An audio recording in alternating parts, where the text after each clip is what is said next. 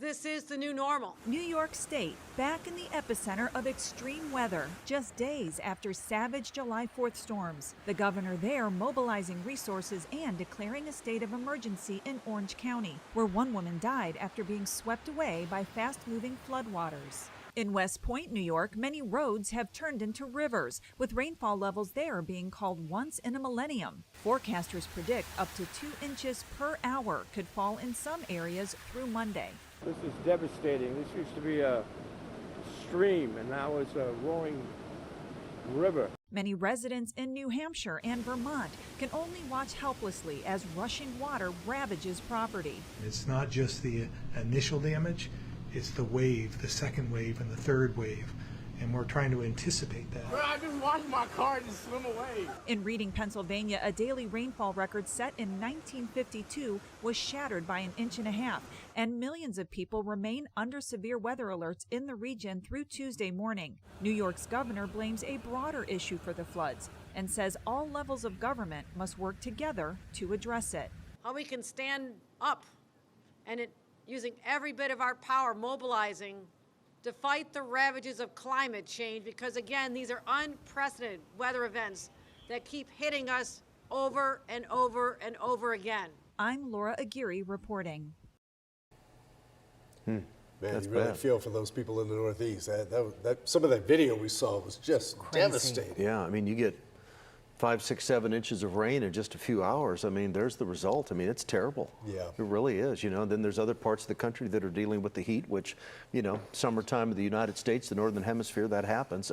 No record, it's going to get hot here, hotter, but no record heat in our forecast. So, and, you know, I'm doing something tonight on WFA at 10. I hope you two can join me.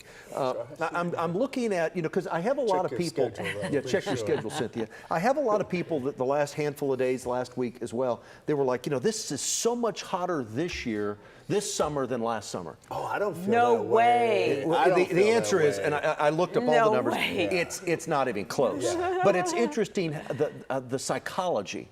So I'm going to talk about the psychology of it tonight. I'm actually not, but I do have the numbers tonight, and it's interesting looking these numbers up and what people think. But again, we haven't had any record high temps so far this summer. You know, we're a tad hotter than normal when it comes to the number of triple-digit days. We've had 6. We averaged to date 4.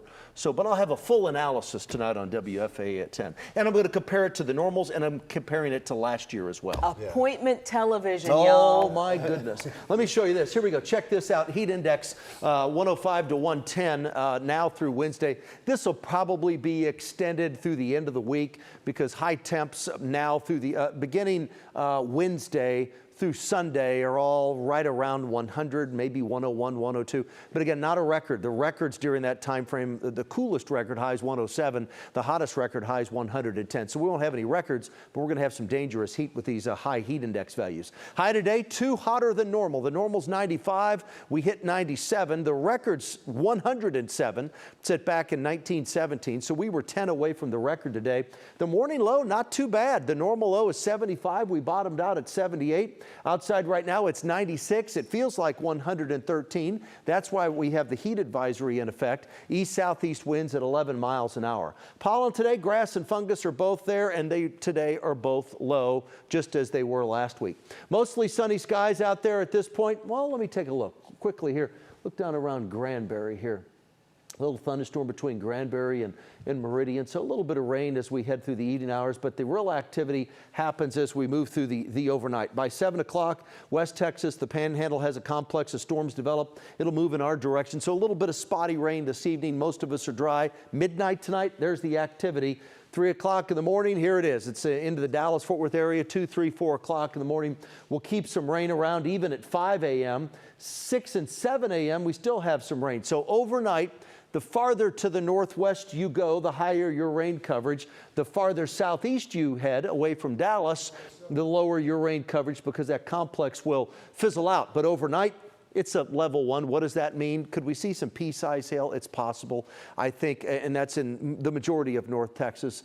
Maybe some 50 to 60 mile per hour winds. That's all a possibility. But the severe weather threat overnight, it's not 0, but it is really low. 7 tomorrow morning. There's the radar.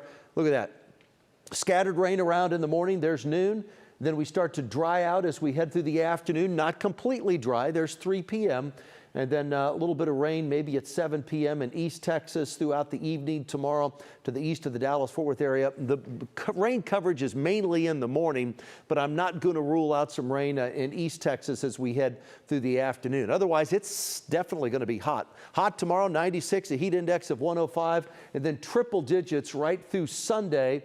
100 to 102 with heat index values of 107 to maybe 109 or maybe touching 110. 77, that's the low tonight. Remember, overnight thunderstorms, the chance of severe weather overnight, it's not zero, but it's really, really low. But a wind threat certainly, and certainly some lightning and thunder overnight. Hot, humid, and breezy tomorrow. There it is, 96 the high, scattered rain tomorrow. And then after that, the rain machine shuts off, Cynthia. And when that shuts off, temperatures jump triple digits right through Thursday of next week, but you'll notice there are no record high temps. It's going to be hot. The record highs range anywhere from 107 all the way up to 2 days when we have record highs of 110. We won't be in record territory, but it will be darn hot as we head through the rest of this week and certainly next week as well.